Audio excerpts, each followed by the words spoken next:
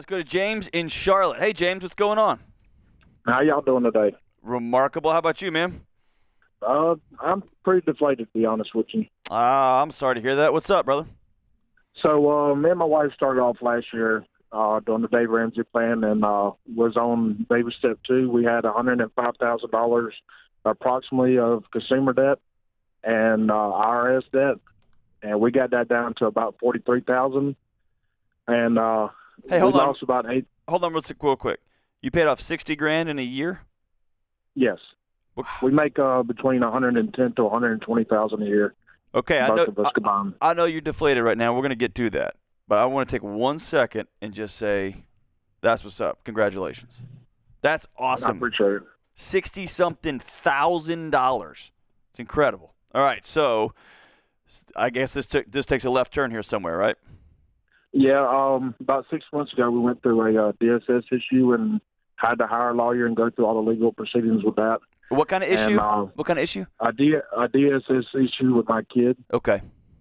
And so we lost all 3 of our kids and had to get them back and went through all that stuff. What happened? My kid went to school and basically used an imaginative story, and they took it seriously and pursued DSS, and they basically took us through the ringer for no reason. And so DSS is the Department of Child Protective Services in your area? Yes. Okay, Yep. and so they reported some sort of abuse of some sort, and they came in and did an emergency removal? Yeah. Okay, and then y'all went through getting an attorney and fighting to get your kids back? Yep, and we did get our kids back about a month ago or so. How long were they gone from you? About 2 months. Okay. I'm sorry to hear that, man. That's a nightmare. Yeah, we haven't really got over that part of it yet, and my kids haven't either. They're not really the same now either. Good. We're going through the whole counseling thing with them. Good. So how can we help, man? So I lost that $8,000 through that process, which I don't think that's I would have spent another $8,000 to get my kids back. Sure. But it just threw me off track, and especially with the economy now with inflation, when I do my budget, I'm just not motivated no more. So on the back end of the trauma you and your family have just experienced, you went to fight or flight. You fought for your kids.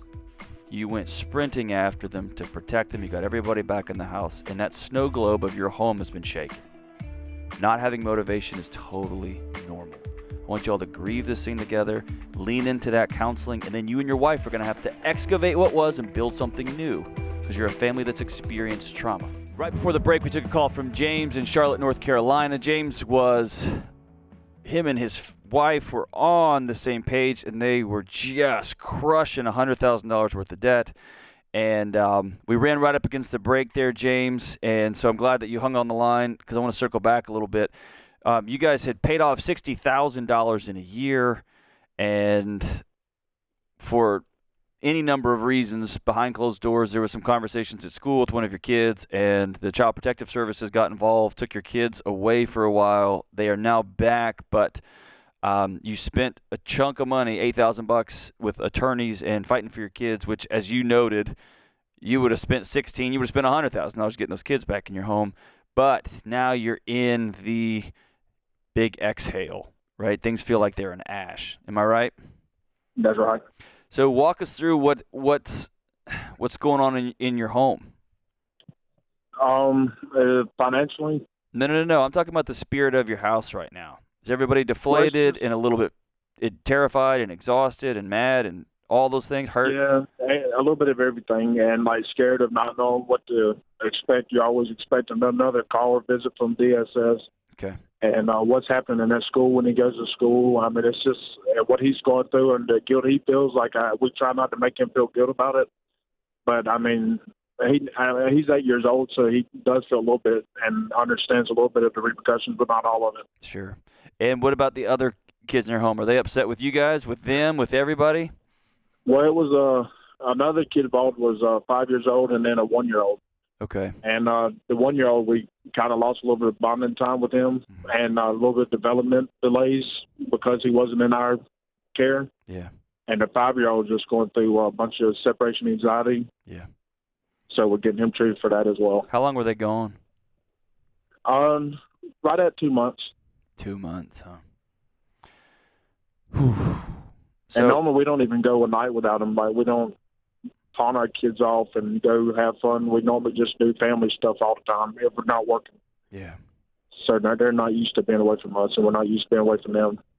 And this is one of those hard things because you're a parent of 3 young kids, and you, as someone who loves your kids and probably the children that your kids associate with, you want a group of people that will kick the door in and protect children from bad parents, right? Yeah, because I was a foster kid. There you go. And, you want that service, and at the same time, you're on the other end of a misunderstanding, and there's that. Thank God there's group people like that out in the world, and oh my gosh, my family just suffered trauma, major trauma. Yes. How's your marriage? Our marriage is pretty good. If it wasn't good, I don't think we would have made it through them 2 months. Okay. Everybody in a wasn't marriage after a situation like this, people grieve differently. How are y'all grieving? My wife took it really hard, and I was more on the anger side. So, like, when she would cry, I would, like, try to shut that down. And I didn't let her grieve like I should have, to be honest with you. Okay. I just, because, like, I felt like if I would have got to the point of the crying and stuff, like, I would have lost everything and my emotional well-being, and I couldn't let that happen at the time because I had a fight ahead of me. I couldn't, you know what I mean? So I don't think I went through the grieving process correctly, and I don't think I've let her do that as well. Okay. So here's what I want you to do. You've got all 3 kids back. How long have y'all been back together? I said a month, but I think it's about 2 months now because we just did our family vacation a weekend ago. Okay. How was that? It was pretty good, just rushed. Okay. But I felt like it kind of put my kids in a better place emotionally. So before I start answering questions that I want to answer, how can I help you, brother? So, like, I'm really, I could be debt free tomorrow. The only thing holding me back is 2 vehicle loans. Okay.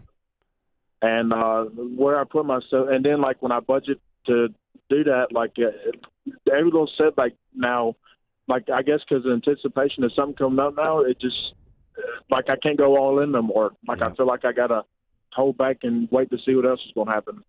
How honest do you want me to be with you? 100%. Okay. Somewhere along the way, probably when you were 1 or 2 years old, 4 or 5 or 6 or 7 or 8, 9 or 10 years old, you learned, I cannot be vulnerable or it'll get me killed. Yeah. You're a foster kid. That still hangs over you like a cloud sometimes on a bad day. Is that fair? That's right. And at the same time, you're grateful for the people who took you in. Is that fair? That's correct. Okay. So you live in this toggled world, back and forth and back and forth. And what you have done over the last, how old are you? I'm 36. Okay. The last 3 decades is you got real strong. Real strong.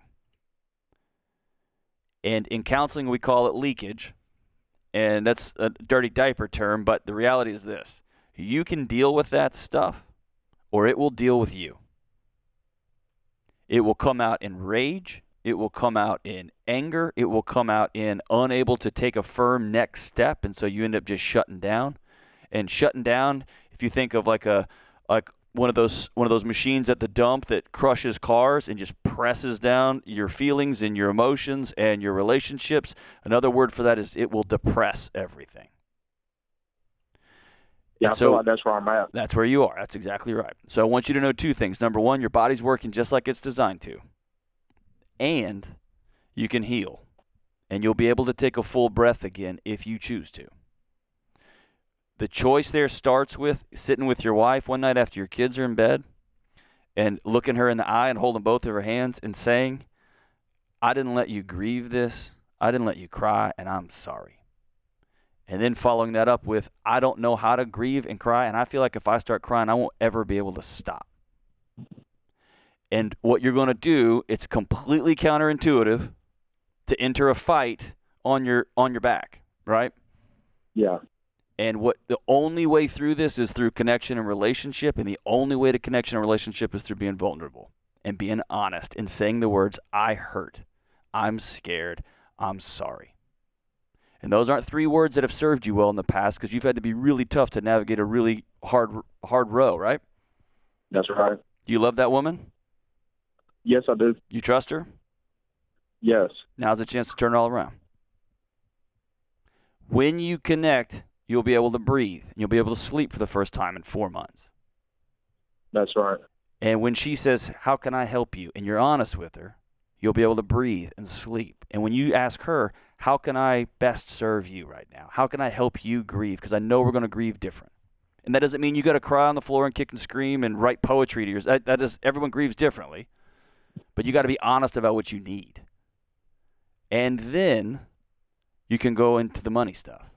But the money stuff is, the fear about the money is a symptom of a heart that is still in fight or flight, a brain and an amygdala that's still burning bright, waiting for the next knock on the door. You get what I'm saying? Yeah. And I know, my brother, this is scary, and this is all new, and these are skills you haven't used before. And so you're going to have to practice it, and you're going to goof it up, and you're going to feel awkward, and you're going to feel scared, and you're going to backtrack. All those things are good, but your wife's got to know, I'm in with you, and that starts with, I'm sorry, I should have let you cry. And I don't know what to do. And I thought that if I started crying, I would never, ever stop. And you're not, man, George, so many of us learned that skill, right? Cover up, man, and stick your chest out and just go out swinging. That's what so many of us know to do. And it feels counterintuitive. It feels unsafe to back down and look at somebody and say, I'm scared. I don't know what to do next. Yeah. And we're seeing all over the country, man, the research on leaders who came out during the last 18 months and tried to flex and snap into a Slim Jim their way through this. They are cracking. The people underneath them are leaving in droves. And those leaders who came out and said, I don't know what's next. We're going to rally around. We're going to work really hard. And we get new information. We're going to change our minds. We're going to do things different. The people are staying.